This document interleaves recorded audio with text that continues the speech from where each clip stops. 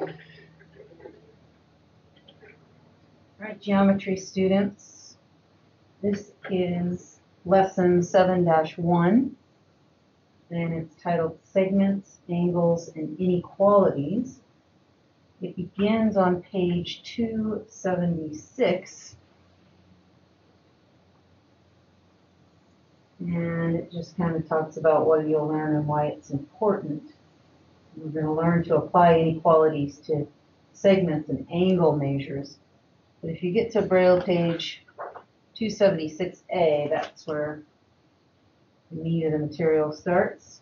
In the print, we're on page 276. So the first paragraph, at the very top of the Braille page and top of your print page, says the comparison property of numbers is used to compare two line segments of unequal measures. The property states that given two unequal numbers A and B, either A is less than B or A is greater than B. The same property is also used to compare angles of unequal measures. Recall the measures of angles are real numbers. So it just gives you a graphic to show this. There is two line segments. At first, there is line segment TU or UT. There's a point T to the left and a point U immediately to the right, and a line in between, line segment in between those two endpoints. And it labels that this is 2 centimeters. Then there is a line segment directly below it, the point on the left, point U, the point on the right, W, and a segment in between those two endpoints.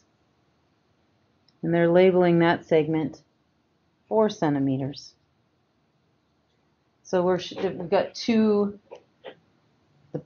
lines, A and B, basically, in our property, where either A is going to be greater than B or A is going to be less than B. So here we are just showing that in graphic form. One of the line segments is less than the other, or one of the line segments is greater than the other.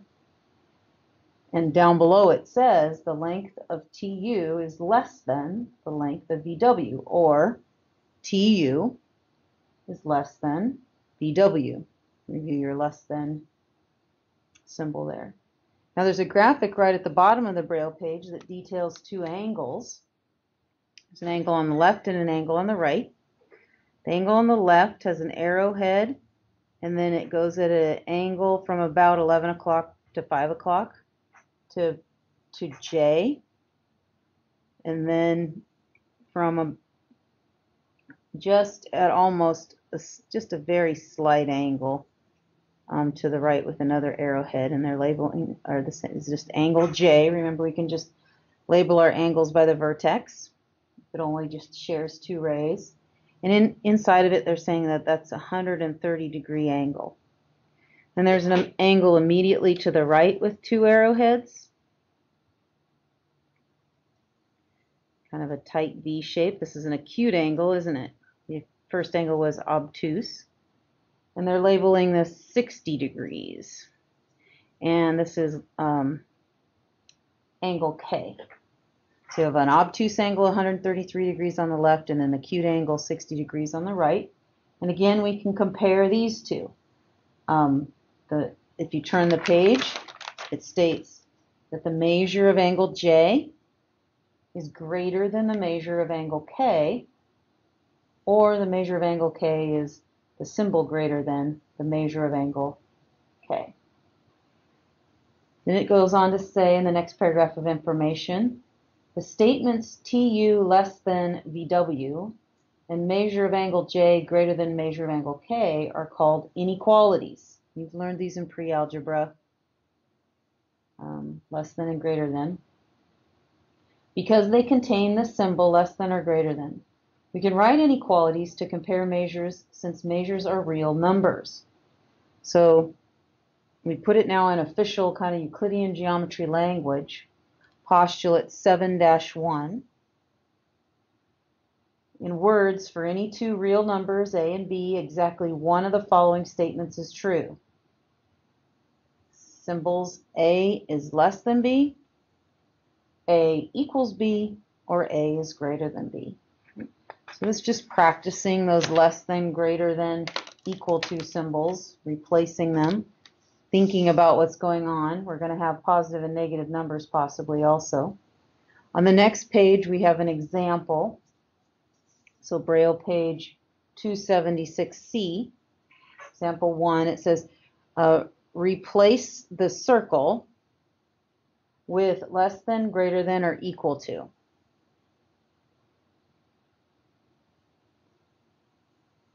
So we have SL circle RL. You got to figure out from S to L, what is that compared to R to L. So they have a number line, and the number line starts at -6 and goes all the way, it breaks in Braille, but it goes all the way to 4, and then there's a break. There's a point at -5 that they label S, a point at -3 that they label R, a point at -2 that they label N, point at 0 that they label D, and a point at 2 that they label L. So the first thing is to figure out the distance between the 2 points S and L. So this is just your x2 minus x1 kind of deal. So if S is 2, or excuse me, S is -5, I'm sorry, S is -5 and L is 2, what is the difference between -5 and 2? So you can even go -5 minus 2, and we're finding absolute value. So this is a -7, but then you want the absolute value of -7, which is 7. And then you can find the distance between R and L. R is at -3, and L is at 2. You could either count them, 1, 2, 3, all the way over, or you could go 2 minus the -3, and that would be 5. So we have the absolute value of -7 and the absolute value of 5, which then becomes 7 compared to 5, therefore 7 is greater than 5. And you can see that physically on your number line from S to L. If you put one finger at S and one finger at L, that's a very long segment. And then you put from R to L, oh, well yes, that's shorter. So SL would be greater than RL. Right? So not just comparing numbers, but having to find the distance. So on the your turn, it says compare ND to RD. Go look at N, and N is at -2, and D is at 0. Okay, we got 2 spaces there, don't we? 2 minus 0 is 2. And R to D is from -3 to 0. And so -3 minus 0 is a -3. Absolute value is 3. So we're comparing 2 to 3. Therefore, ND is less than RD. And then in little letter B, they ask you to find SR compared to DN. So S is at -5 and R is at -3. The difference between -5 and -3, -5 minus a -3 would be a -2. Absolute value of -2 is 2. So we hold on to that. And then from D to N, we have N at -2 and D at 0. So we got 2 spaces there. So we're comparing 2 to 2, so we would put an equals in between. You turn the Braille page, there's a page break, and that gets us to 277. Print users were on 277. We're going to model and discuss Theorem 7-1. After doing this example, it says in words, if point C is between points A and B, and A, C, and B are collinear, bringing back a term from long ago, collinear, 3 points on the same line, or 2 or more points on the same line, excuse me, then AB is greater than AC and AB is greater than CB. So it's really fancy language, but if you take a look at the graphic down below, it's simpler to understand most likely. So you have a line, We know it's a line because we have two arrowheads, right? And lines go into infinity.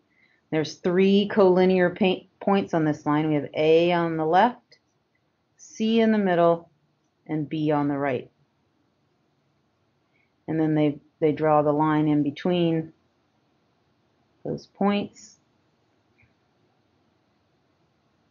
And they're stating if C is between A and B, then we know that AB, the entire segment, is going to be greater than parts of it, right? AB will always be greater than AC, and AB will always be greater than CB.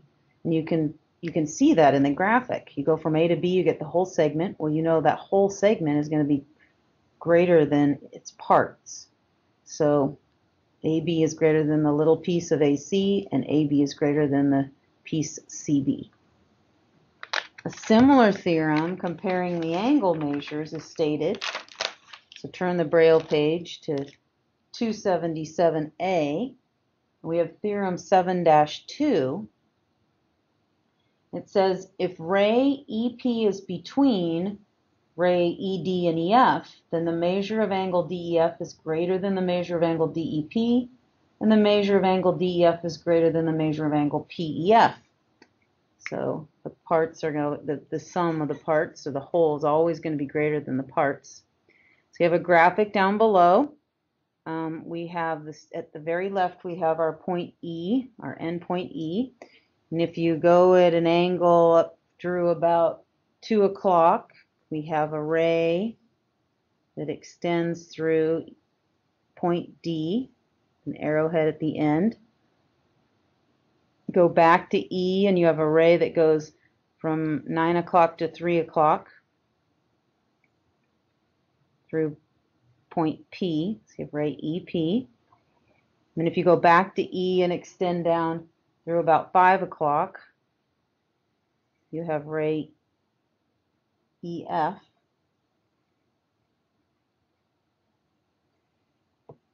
And it's saying if EP, so we got this one in the middle, is between ED and EF, sure enough it is, EP, ray EP is between the two outside rays ED and EF, then the measure of DEF, so the big huge angle, right, we name our angle DEF, the whole angle is greater than DEP, and it's also greater than PEF, right? So it's just, you can see that in a graphic. We're just stating the obvious in the theorem, right? Turn the page, we get to example 2, where it says the graph shows the portion of music sales for each continent. Replace the circle with less than, greater than, or equal to make a true statement. If you turn the page, there's a graphic. And it shows, you know, making music in the background, but focus on the circle. It's like a pie chart. There's an outline of a circle, if you can find that.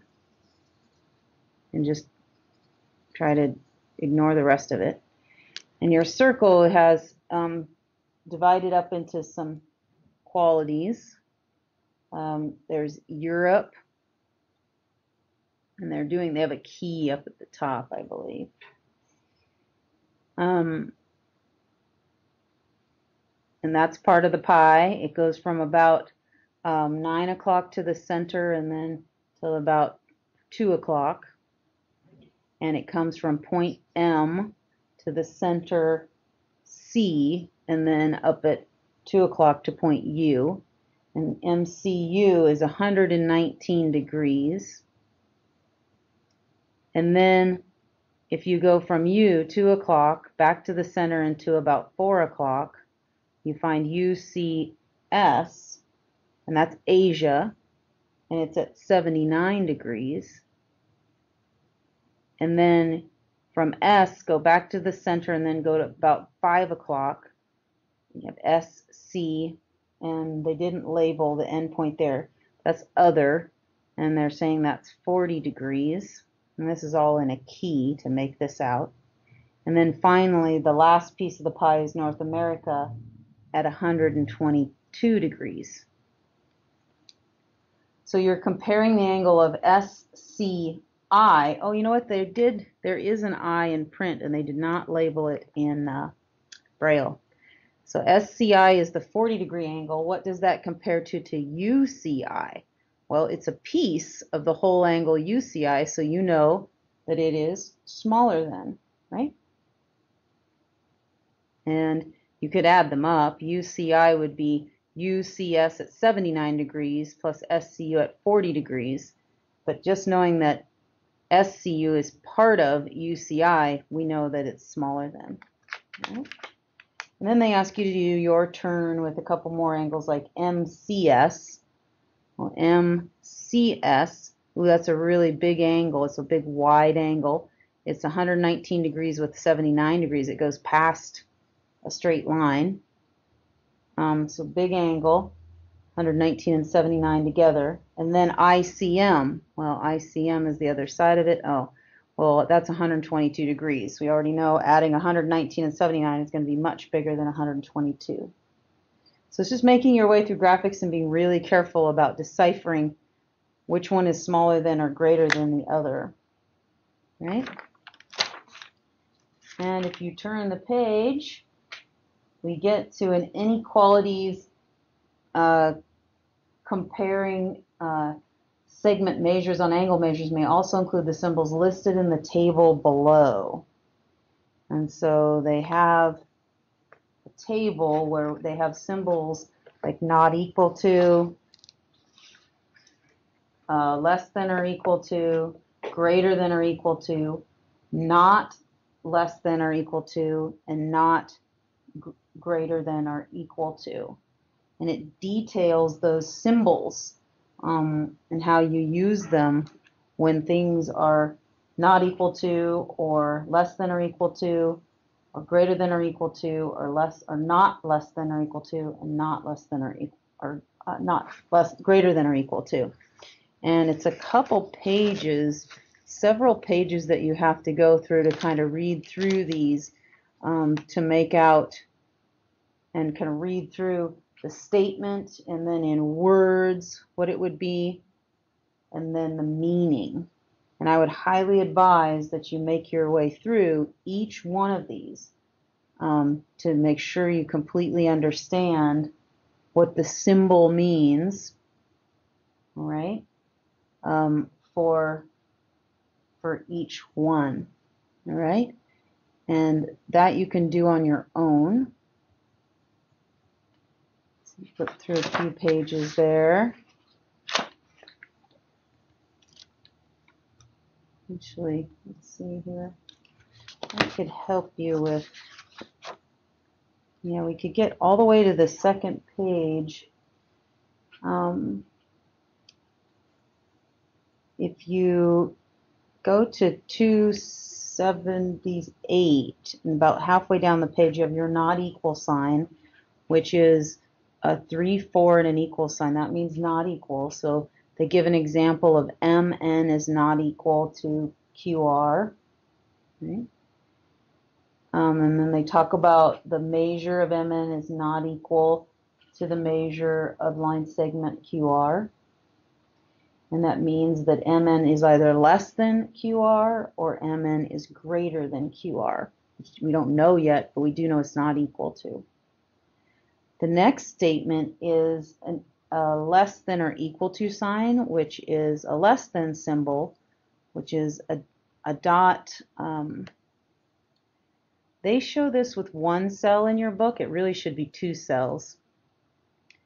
Looks like it's in one cell. It looks like an OW, but it's a .5 and then a 1,3, and then right next to it a 1,5,6, and that means less than or equal to. And then they give you an example. Measure of angle E is less than or equal to measure of angle J. And what that means is the measure of the angle E is less than or equal to the measure of angle J. So therefore, the measure of angle E could be less than measure of angle J, or the measure of angle E could equal the measure of angle J. Turn the page. The next one is greater than or equal to, so you have your greater than symbol and then the dot 1, 5, 6. And it's in symbols statements it says PF is greater than KD.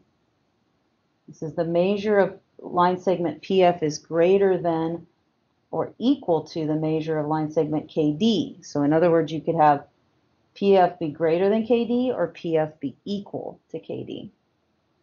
Then the next symbol is not less than or equal to, so they put a slash first, so a 3, 4, and then your less than or equal to symbol. And that would be like ZY is less than or is not less than or equal to LN. In words, it says the measure of line segment ZY is not less than or equal to the measure of ln. So that would mean that if it's not less than and it's not equal to, well, what is it? It's greater than. So zy is greater than ln.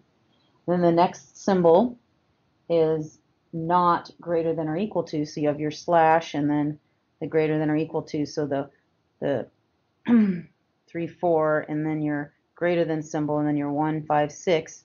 And it says the measure of angle A is not greater than or equal to the measure of angle B. And so that would mean the measure of angle A is less than the measure of angle B. It's not greater than or equal to, it's got to be less than. So those are some crazy symbols in print and in Braille that you need to be aware of, that you'll use, and you'll use them a lot in algebra also. The next is just a craziest tactile ever. It's a big mess of things showing measurements of a diagram of a garden arbor. And really, it's kind of hard to make anything out on this, so we just skip it. And if you turn a couple more pages, then there's also a crazy texture-y diagram of a diamond that are cut at angles. And again, because it's so difficult to read what they're trying to show in most of these, that it isn't even worth trying to compare them, right? Then we get to a summation of the properties, and that's on the next, the theorems and properties, or just properties, and remind you of your properties. So on page 279b,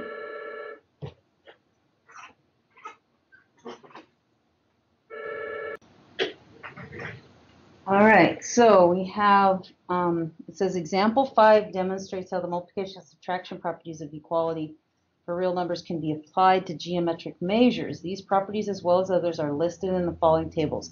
So this is just reminding you of very basic properties like the transitive property, the addition and subtraction properties, and multiplication and division properties.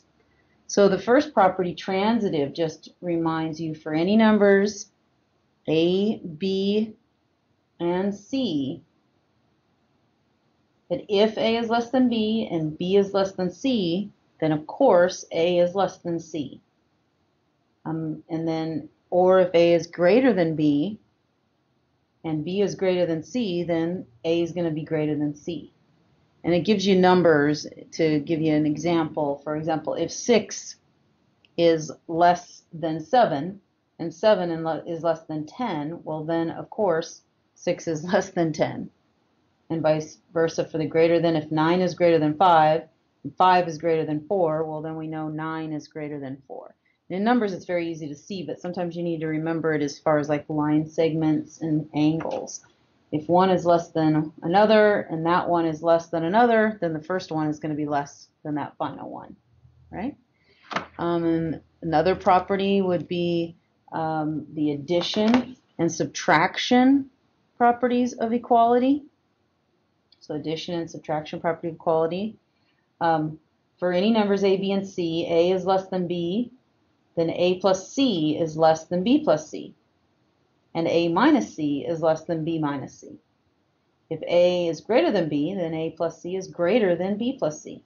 And A minus C is greater than B minus C.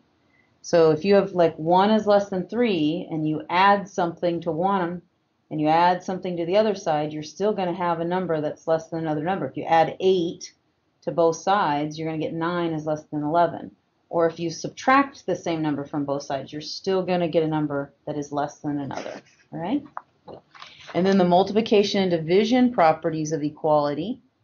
Next page, 279C, we have for any numbers a, b, and c, if c is greater than 0 and a is less than b, then ac is less than bc, and a divided by c is less than b divided by c. And if c is greater than 0 and a is greater than b, then a times c is greater than b times c, and a divided by c is greater than b times c. They have to clarify with c has to be greater than 0 because you can't divide by 0. So they give an example in numbers. If 12 is less than 18, then I know if I multiply each side of my inequality by the same number, 12 times 2 and 18 times 2, I'm going to get 24 is less than 36. I'm still going to get a number that's less than the other. If I have 12 is less than 18 and I divide it by the same number on both sides, I'm still going to get a number that is less than another number. So 12 divided by 2, 18 divided by 2, I get 6 is less than 9. Right? So that's reviewing some very basic properties, reminding you that they work for inequalities also, just as they work for equalities. So your transitive property, your addition and subtraction properties, and your multiplication and division properties. And that is the end of section 7-1. To check your understanding, I would highly recommend you do problems number 1 through 11 on page 280.